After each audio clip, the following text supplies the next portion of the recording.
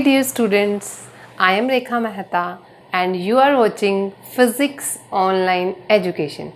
Students, please do like, share and subscribe my channel so that you don't miss any video from Physics Online Education. तो students, जो मेरा आज का lecture है वो BSc third same के students के लिए है। आज के इस लेक्चर में हम थर्मोडायनेमिक्स 1 के टॉपिक्स डिस्कस करेंगे। Entropy and adiabatic curves, change in entropy of reversible process, change in entropy in an irreversible process and various aspects of entropy. So let's start with entropy. Entropy को discuss करने से पहले अगर हम कुछ examples देखें, जैसे अगर हमारे पास कोई टायर है और वो क्या हो गया है, पंचर हो गया है, तो क्या होता है, जो एयर है वो लीक होती है बाहर। ठीक है, उसके बाद अगर हम दूसरा एग्जाम्पल लें, हमने एक कॉफ़ी रखी है टेबल पे और कॉफ़ी धीरे धीरे अपने आप क्या हो जाती है, ठंडी हो जाती है। ठीक है, अदर कोई एग्जांपल नहीं, जैसे आइस है वो अपने आप मेल्ट हो रही है। तो आइस अपने आप मेल्ट क्यों हो रही है, कॉफ़ी अपने आप ठंडी क्यों हो रही है, और जो पंचर टायर है उसमें से हवा बाहर क्यों निकल रही है, इन सब का एक ही रीज़न है, ड्यू टू एंट्रोपी। क्यों? क्योंकि जो ये स्टेट्स थी, इन स्टेट्स की जो डिस्पर्स्ड एनर्जी थी वो ज़्यादा थी देन द ओरिजिनल स्टेट्स। ठीक है, डिस्पर्स्ड एनर्जी मतलब पहले एनर्जी एक जगह पर क्या थी, कॉन्सेंट्रेटेड थी। ठीक है, जो ये फिनोमिनाज हुए, जैसे आइस मेल्ट होना शुरू हुई, कॉफ़ी धीरे धीरे ठंडी हो रही है, और जो हमारे पास टायर था पंचर्ड, उसमें से क्या हो रही है, हवा बाहर आ रही है। ठीक है, तो इनकी जो एनर्जी है वो क्या हो रही है, डिस्पर्स्ड हो रही है। एनर्जी डिस्पर्स हो रही है तो इस टर्म को हम क्या बोलेंगे, ये टर्म क्या है, एंट्रोपी है। तो अगर हम एंट्रोपी की डेफिनेशन की बात करें तो एंट्रोपी थर्मोडायनेमिक सिस्टम की हम कैसे डिफाइन करते हैं, ये एक फिजिकल प्रॉपर्टी है। ठीक है, फिजिकल प्रॉपर्टी है which remains constant during reversible adiabatic process. एक ऐसी फिजिकल प्रॉपर्टी जो किसी भी रिवर्सिबल एडियाबैटिक प्रोसेस के अंदर क्या रहती है, कांस्टेंट रहती है। ठीक है, ये तो है डेफिनेशन। अगर मैं बात करूं इसका आइडिया या मतलब इसको किसने इस टर्म को इंट्रोड्यूस किया, तो इसका जो आइडिया है 1854 में क्लासेस ने जब स्टडी किया application of second law of thermodynamics को, तो क्लासेस ने एंट्रोपी का आइडिया दिया। ठीक है, तो एंट्रोपी मैंने अभी बोला कि एंट्रोपी क्या है, एक फिजिकल प्रॉपर्टी है। जैसे हम आइसोथर्मल अगर कोई कर्व्स ड्रॉ करते हैं जहां पर टेम्परेचर कांस्टेंट रहता है, तो उनको हम क्या बोलते हैं, these are the isothermal curves. ठीक है, अब मैंने क्या कहा कि जो हमारे पास एंट्रोपी है रिवर्सिबल एडियाबैटिक प्रोसेस के अंदर क्या है, कांस्टेंट है। ऐसे ही हम कर्व ड्रॉ करें जहां पर हमारे पास क्या है, जो एंट्रोपी है वो कांस्टेंट है, तो उनको हम क्या बोलेंगे, आइसो एंट्रोपिक कर्व्स। तो ऐसी कर्व्स जहां पर एंट्रोपी कांस्टेंट रहती है उनको हम क्या बोलते हैं, एडियाबैटिक्स या आइसो एंट्रोपिक्स। ठीक है, टेम्परेचर कांस्टेंट था तो आइसोथर्मल्स बोल रहे थे, एंट्रोपी कांस्टेंट है तो उसको हम क्या बोलेंगे, आइसो एंट्रोपिक्स। ठीक है, अभी मैंने बोला कि ये क्या है, एक फिजिकल प्रॉपर्टी है, लेकिन इसमें फिजिकल जैसा कुछ भी नहीं है।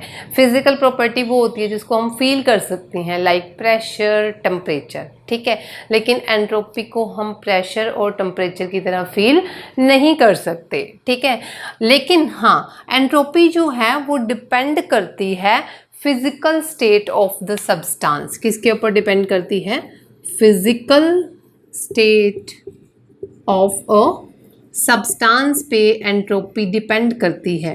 ठीक है, लेकिन सब्सटेंस ने वो फिजिकल स्टेट जो है कैसे अटेन की है उसके ऊपर डिपेंड नहीं करती।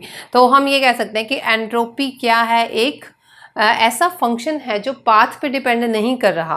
पाथ पे डिपेंड नहीं कर रहा, किस पे डिपेंड कर रहा है, इनिशियल और फाइनल पोजीशन पर। आपकी फाइनल पोजीशन क्या है, सब्सटेंस की फिजिकल स्टेट क्या है, सॉलिड है, लिक्विड है, गैसेस है, उसके ऊपर एंट्रोपी डिपेंड करेगी।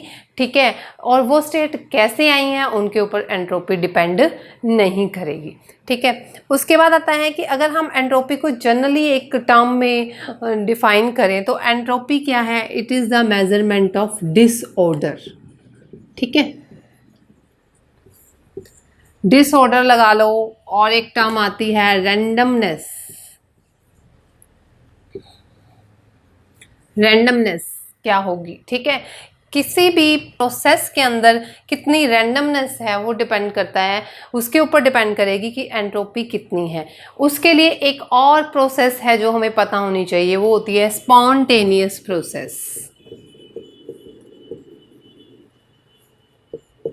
स्पॉन्टेनियस प्रोसेस क्या है, एक ऐसी प्रोसेस जो अपने आप हो जाए या थोड़ा सा पुश करने पे हो जाती है, उन प्रोसेस को हम क्या बोलते हैं, स्पॉन्टेनियस प्रोसेस। जो प्रोसेस स्पॉन्टेनियस होगी वो क्या होगी, स्पॉन्टेनियस प्रोसेस कैसी होगी, रैंडम होगी।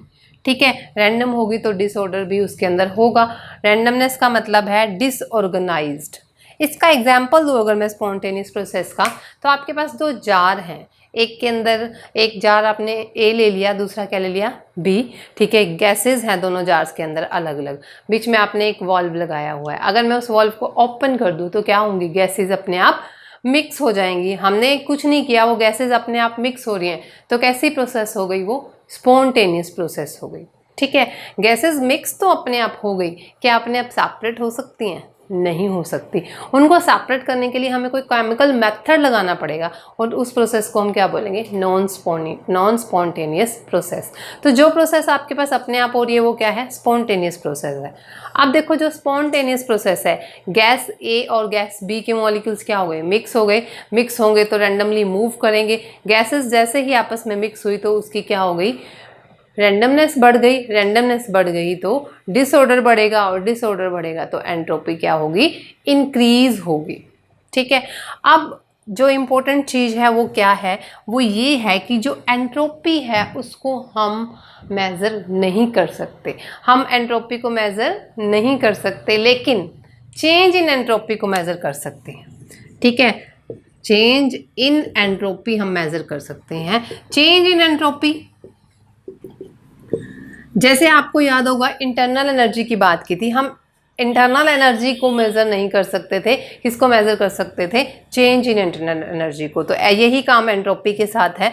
ठीक है, तो एंट्रोपी हम अगर मैथमेटिकली दें तो कोई सिस्टम है, मान लो उसने D Q amount of heat को क्या किया है, एब्जॉर्ब किया है एट टेम्परेचर टी, तो हमारे पास एंट्रोपी के अंदर कितना चेंज आएगा, D S is equal to D Q by T.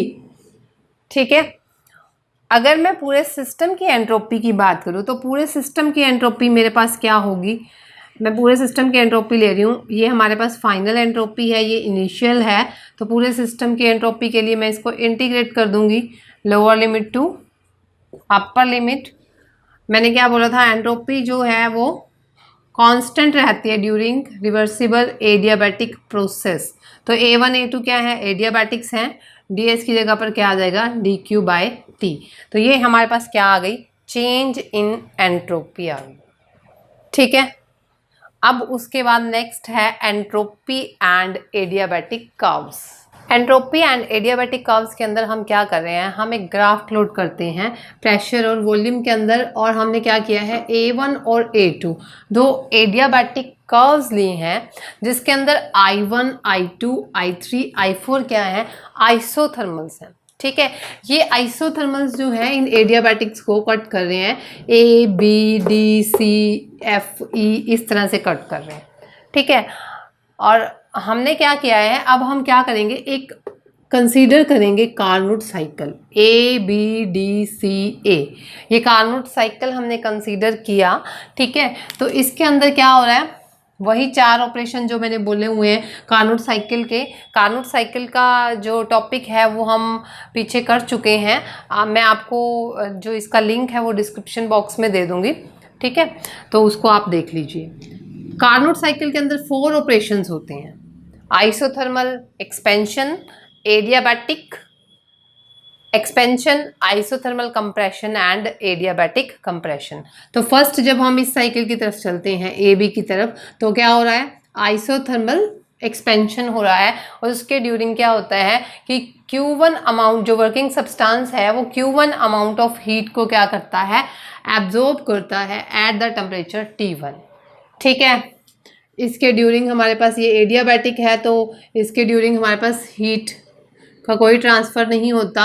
और जब हमारे पास आइसोथर्मल कंप्रेशन होता है तो Q2 अमाउंट ऑफ हीट क्या होती है, रिजेक्ट की जाती है to the sink at the temperature T2। इस तरह से होती है कि Q1 by T1 is equal to Q2 by T2।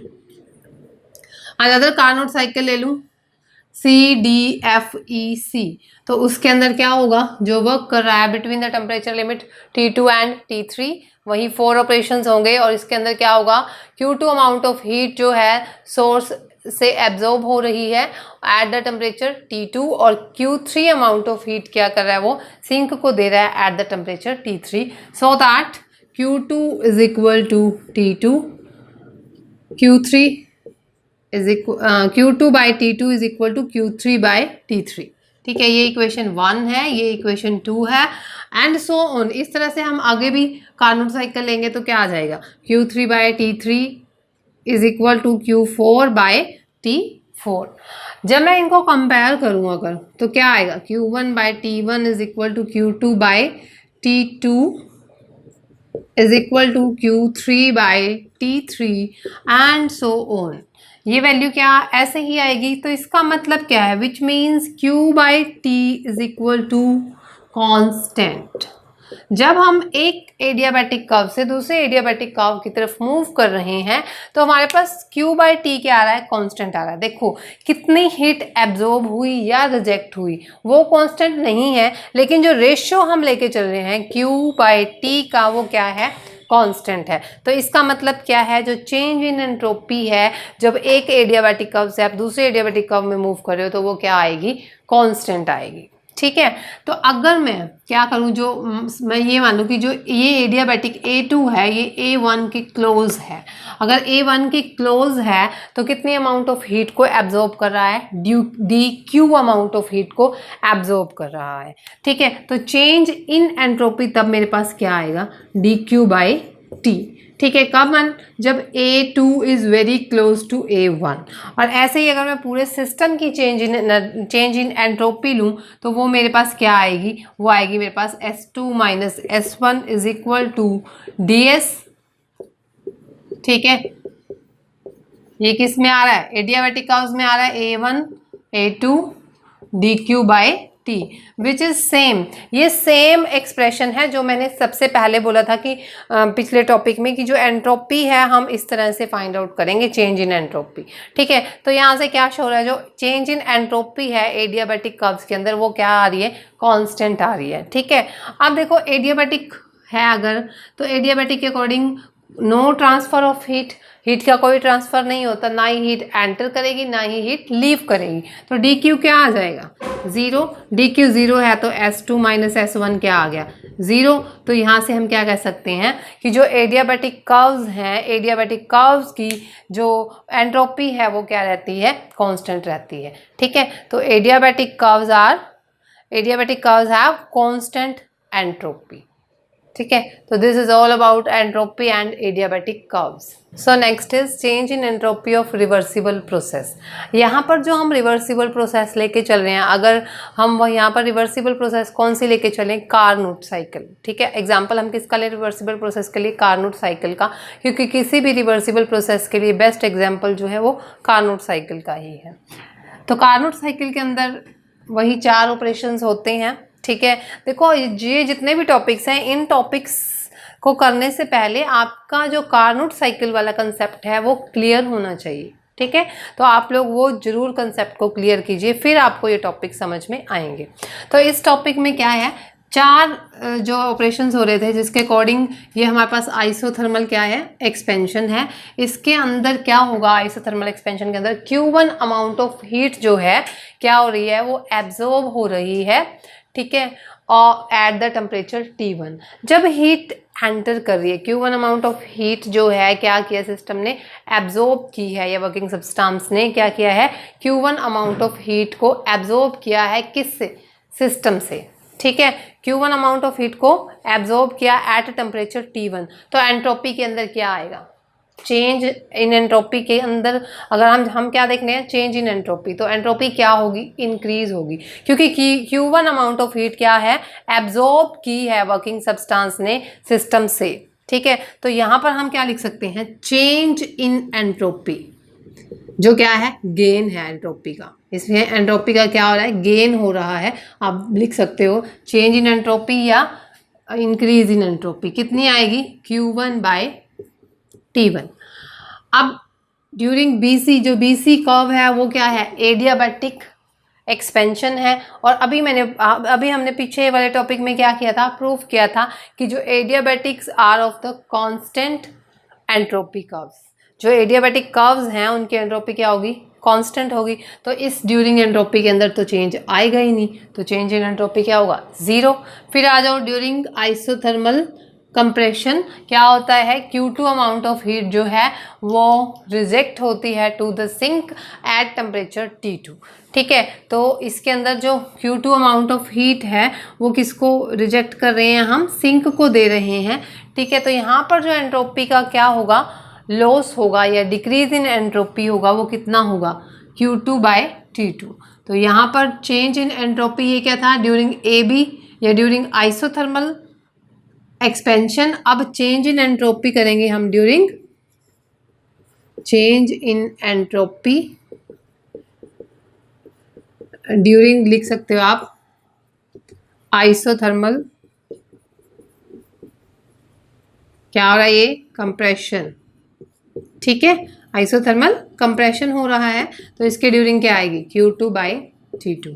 अब हमने क्योंकि एग्जाम्पल किसका लिया है, रिवर्सिबल प्रोसेस के अंदर कार्नोट साइकिल का, तो कार्नोट साइकिल के अंदर क्या होता है, Q1 by T1 is equal to Q2 by T2। अगर हम नेट चेंज देखें एंट्रोपी का, नेट चेंज इन एंट्रोपी कैसे लेते हैं हम, फाइनल माइनस इनिशियल पोजीशन।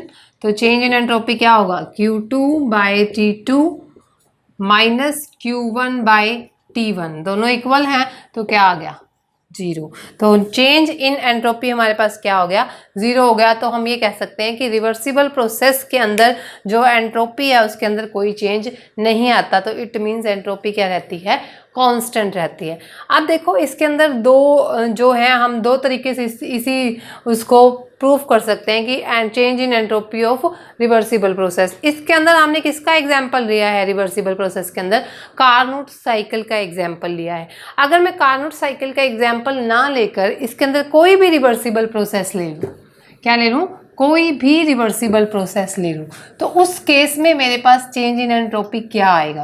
ये तो कार्नोट साइकिल का एग्जाम्पल लिया है, तो हमारे पास चेंज इन एंट्रोपी क्या आया है, 0। अगर मैं एक कार्नोट साइकिल ना लेकर कोई भी रिवर्सिबल साइकिल लूँ, वो मैंने इस तरह से लिया है।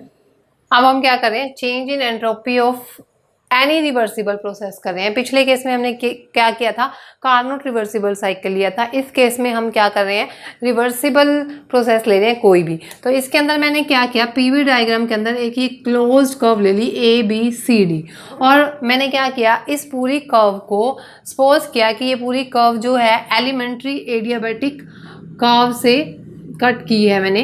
ठीक है, और इसके अंदर A1 A1 dash A2 A2 dash ये स्मॉल आइसोथर्मल्स हैं। ऐसे ही B1 B1 dash B2 B2 dash ये क्या है, स्मॉल आइसोथर्मल्स हैं। ठीक है, अब अगर हम ये वाला साइकिल ले ले A1 A1 dash A2 A2 dash, ये किसकी तरह काम करेगा, इस स्मॉल साइकिल में कार्नोट साइकिल की तरह काम करेगा, क्योंकि यहाँ क्या है, ये आइसोथर्मल थे, यहाँ आइसोथर्मल एक्सपेंशन होगा, यहाँ एडियाबैटिक एक्सपेंशन होगा। इस प्रोसेस के अकॉर्डिंग आइसोथर्मल कंप्रेशन होगा, यहाँ पर क्या होगा, एडियाबैटिक कंप्रेशन होगा। वही 4 साइकिल हो रहे हैं। ठीक है, वही 4 साइकिल हो रहे हैं। तो इस ड्यूरिंग जो हीट एब्जॉर्ब होगी वो कितनी होगी, स्मॉल एलिमेंट है ना, ये स्मॉल साइकिल है कार्नोट साइकिल का। ठीक है, स्मॉल प्रोसेस हो गई रिवर्सिबल, तो DQ वन जो है small amount of heat absorb की वर्किंग सब्सटेंस ने, ठीक है, एट टेम्परेचर T1, और रिजेक्ट कितने की सिंक को, dQ2/T2।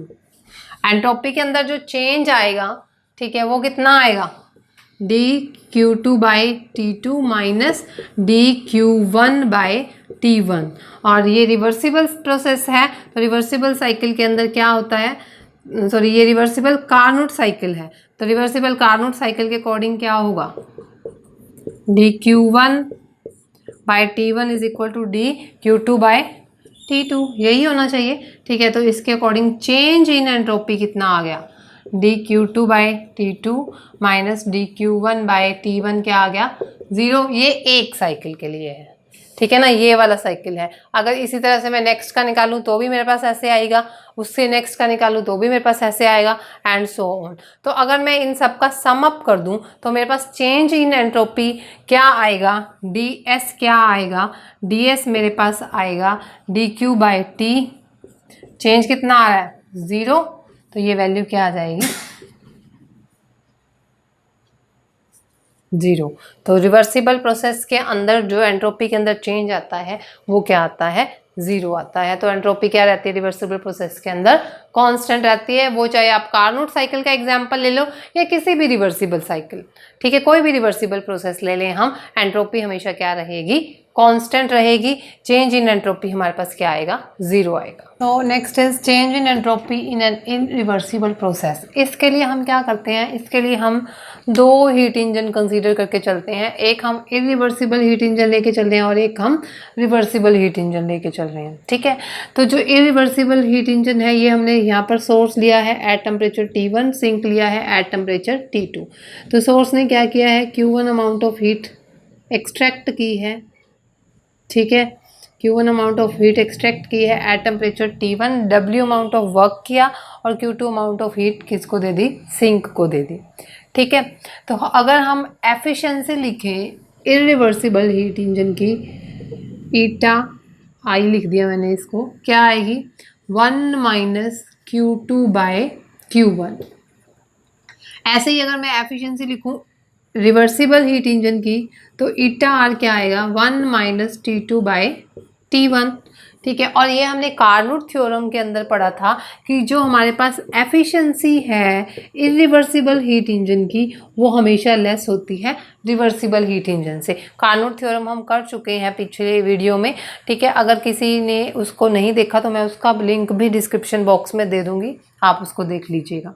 तो एफिशिएंसी जो है इरिवर्सिबल हीट इंजन की लेस देन है रिवर्सिबल हीट इंजन से। तो यहाँ से हम क्या लिख सकते हैं, 1 minus Q2/Q1 less than 1 minus T2/T1। तो हमारे पास यहाँ पे क्या आ जाएगा, 1 माइनस Q2/Q1 माइनस T2/T1। अगर मैं यहाँ पर इस इक्वेशन को मल्टीप्लाई करूँ माइनस से, इस इक्वेशन को मल्टीप्लाई करूँ माइनस से, तो मेरे पास क्या आएगा, Q2/Q1 ये प्लस हो जाएगा। इनइक्वालिटी है तो साइन चेंज होता है जब हम नेगेटिव से मल्टीप्लाई करते हैं, तो क्या आ जाएगा, T2/T1। यहाँ से मैं ये लिख सकती हूँ Q2/T2 ग्रेटर देन है Q1/T1, ठीक है। अब हमें क्या निकालना है, change in entropy. Change in entropy निकालनी है तो हमारे पास जो Q1 अमाउंट है ये सोर्स क्या कर रहा है, Q1 amount of heat source lose कर रहा है एट टेम्परेचर T2 और Q2 अमाउंट ऑफ हीट किसको दे रहा है, सिंक को दे रहा है। जब कोई सब्सटेंस हीट लूज करता है तो उसकी एंट्रोपी क्या होती है, डिक्रीज होती है। तो एंट्रोपी डिक्रीज होगी तो Q1 एंट्रोपी को हम कैसे निकालते हैं, Q1/T1।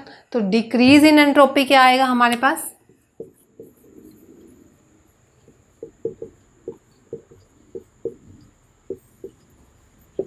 Q1/T1। और इंक्रीज इन एंट्रोपी, यहाँ पर Q2 amount of heat sink के अंदर एंटर की है, तो इंक्रीज इन एंट्रोपी क्या होगा,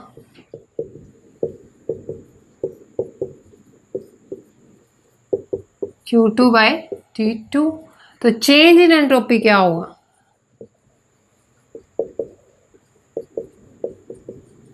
जितनी इंक्रीज हुई Q2/T2 माइनस Q1/T1 क्या होगा, पॉजिटिव क्वांटिटी होगी। ये इंक्रीज था, ये डिक्रीज था, तो Q2/T2 माइनस Q1/T1, ये ग्रेटर था तो नेगेटिव करोगे तो ये क्वांटिटी क्या हो जाएगी, ग्रेटर देन 0 हो जाएगी। तो यहाँ से हम क्या कंक्लूजन निकालते हैं कि जो एंट्रोपी है रिवर्सिबल प्रोसेस की, वो हमेशा क्या होती है, इंक्रीज करती है। ठीक है, this is all about change in entropy in an irreversible process. Next is various aspects of entropy. ठीक है, जिसके अंदर फर्स्ट पॉइंट क्या है, entropy as a measure of unavailable energy. तो इसके लिए हम क्या कंसीडर करते हैं, कार्नोट साइकिल कंसीडर करते हैं, जिसके अंदर Q1 अमाउंट ऑफ हीट क्या हुई, सोर्स से एब्जॉर्ब हुई, और Q2 अमाउंट ऑफ हीट क्या हुई, सिंक को रिजेक्ट की। ठीक है, तो अगर हम कार्नोट साइकिल का एग्जाम्पल ले रहे हैं तो Q1/T1 is equal to Q2/T2 होगा। W क्या है, वर्क डन है, जो कि इसके इक्वल होता है Q1 माइनस Q2 के इक्वल होगा। ठीक है, ये यूजफुल वर्क में हमने यूज़ कर लिया। और Q2 क्या होगा, अनअवेलेबल एनर्जी है फॉर द कन्वर्जन। ठीक है, तो यहाँ से अगर मैं Q2 की वैल्यू निकालूँ इक्वेशन 1 से, तो Q2 क्या आएगा, Q1T1 इंटू T2, यही आएगा। Q1/T1 क्या था मेरे पास, चेंज इन एंट्रोपी था या इंक्रीज इन एंट्रोपी था रिवर्सिबल प्रोसेस के अंदर। ठीक है, ये इंक्रीज इन एंट्रोपी था, और ये क्या है, अनअवेलेबल एनर्जी है, तो हम एंट्रोपी को मेजर कर सकते हैं as unavailable energy. Next topic है हमारा principle of increase of entropy और डिग्रेडेशन ऑफ एनर्जी। देखो अभी हमने किया कि आपके पास कोई अगर रिवर्सिबल प्रोसेस है तो उस केस में चेंज इन एंट्रोपी क्या होगा, 0, और अगर कोई इरिवर्सिबल प्रोसेस है तो उस केस में जो चेंज इन एंट्रोपी है वो क्या होगा, इंक्रीज होगा। और हमें ये पता है जो मोस्ट ऑफ प्रोसेसेस हैं वो हमारे पास कैसी हैं, इरिवर्सिबल प्रोसेसेस हैं। अगर इरिवर्सिबल प्रोसेसेस हैं तो एंट्रोपी के अंदर जो चेंज आएगा वो क्या होगा, इंक्रीज होगा। Change in entropy in nature वो क्या होता है, ऑलवेज इंक्रीज होता है। ठीक है, तो अगर मैं इसको मैथमेटिकल फॉर्म में लिखूं तो मेरे पास यही आएगा, अगर प्रोसेस रिवर्सिबल है तो ds 0 के इक्वल होगा, और अगर प्रोसेस इरिवर्सिबल है तो ds क्या होगा, इंक्रीज होगा। ठीक है, ये मैथमेटिकल फॉर्म होगी।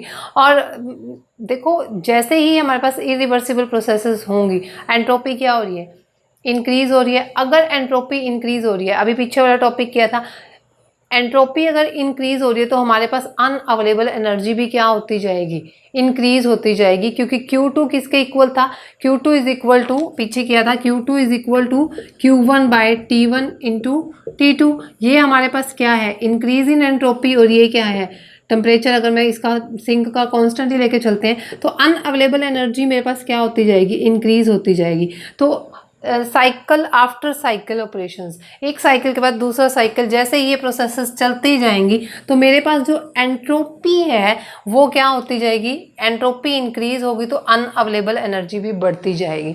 तो अगर कोई आइसोलेटेड सिस्टम कब इक्विलिब्रियम में होगा, in order that isolated should be in equilibrium, तो हमारे पास ds किसके इक्वल होना चाहिए, ds should not be greater than 0।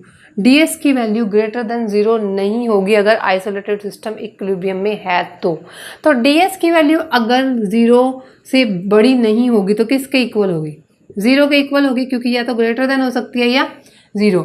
अगर हमारे पास ds 0 के इक्वल हो कब होगा ये ds 0 के इक्वल कब होगा, जब s की वैल्यू क्या होगी, मैक्सिमम होगी। एंट्रोपी क्या होगी, मैक्सिमम। एंट्रोपी मैक्सिमम का क्या मतलब है, there will be no transfer of energy, energy का ट्रांसफर नहीं होगा। तो जो ट्रांसफर हो रहा था एनर्जी का वो भी उस स्टेज के बाद नहीं होगा। तो ट्रांसफर नहीं होगा एनर्जी का, एंट्रोपी अगर इंक्रीज होती जा रही है तो हमारे पास जो एनर्जी है वो क्या होती जा रही है, कम होती जा रही है। तो principal of increase of entropy क्या कहता है कि एंट्रोपी जब जब आपकी बढ़ेगी, आपके पास अनअवेलेबल एनर्जी उतनी ही ज़्यादा बढ़ती जाएगी, तो आपकी जो यूज़फुल एनर्जी है जिसको हम ट्रांसफॉर्म कर सकते थे वो क्या होती जाएगी, कम होती जाएगी। तो उसको हम बोलते हैं डिग्रेडेशन ऑफ एनर्जी। तो जब एंट्रोपी मैक्सिमम होगी उस स्टेज पर आकर there will be no transfer of heat, transfer of heat नहीं होगा किसी भी तरह का, और टेम्परेचर क्या हो जाएगा, इक्वल हो जाएगा जब एंट्रोपी मैक्सिमम होगी। ठीक है, तो ये सारा कुछ हाइपोथेटिकल है, काल्पनिक है ये सब कुछ। अभी हमने पीछे किया था कि जब हमारे पास ट्रांसफरेंस ऑफ हीट होती है या ट्रांसफरेंस ऑफ एनर्जी होगी, जितनी ट्रांसफरेंस ऑफ एनर्जी होगी उतनी एंट्रोपी क्या होगी, इंक्रीज होगी। ठीक है, उतनी एंट्रोपी इंक्रीज होगी और उतनी ही अनअवेलेबल एनर्जी भी हमारे पास ज़्यादा होगी, और कमिंग फ्यूचर के अंदर जो अवेलेबल एनर्जी है वो हमारे पास कम होगी। ठीक है, यही किया था। तो यहाँ पर क्या है कि जितनी ट्रांसफरेंस ऑफ हीट होगी उतनी एंट्रोपी इंक्रीज होगी, जितनी एंट्रोपी इंक्रीज होगी उतना मोलिकुलर डिसऑर्डर होगा। ठीक है, जितनी ज़्यादा एंट्रोपी होगी उतना ही डिसऑर्डर ज़्यादा होगा। अगर हम एग्जाम्पल लें, ठीक है, किसका ले लें, गैस, लिक्विड और सॉलिड का, तो इस केस में किसकी एंट्रोपी ज़्यादा होगी, किसकी ज़्यादा होगी, गैस की। गैस की कैसे ज़्यादा होगी, क्योंकि मॉलिक्यूल्स रैंडमली मूव करते हैं। ठीक है, इसके अंदर डिसऑर्डर ज़्यादा होता है, तो एंट्रोपी किसकी ज़्यादा होगी, गैस की। फिर किसकी, गैस से कम होगी लिक्विड की, और लिक्विड से कम होगी सॉलिड की। ठीक है, तो इसका एक एग्जांपल है, अगर हम एक ग्लास में क्रश्ड आइस ले लें और दूसरे ग्लास में हम नॉर्मल वाटर ले लें एट रूम टेम्परेचर, तो किसकी एंट्रोपी ज़्यादा होगी, तो एंट्रोपी किसकी ज़्यादा होगी, हमारे पास एंट्रोपी ज़्यादा होगी लिक्विड की। ठीक है, आइस की नहीं होगी, लिक्विड की ज़्यादा होगी, क्योंकि उसके अंदर डिसऑर्डर क्या है, ज़्यादा है। ठीक है, तो this is all about increase of entropy as a measure of molecular disorder. In our next lecture we will discuss TS diagram, third law of thermodynamics and application of third law of thermodynamics. Thank you.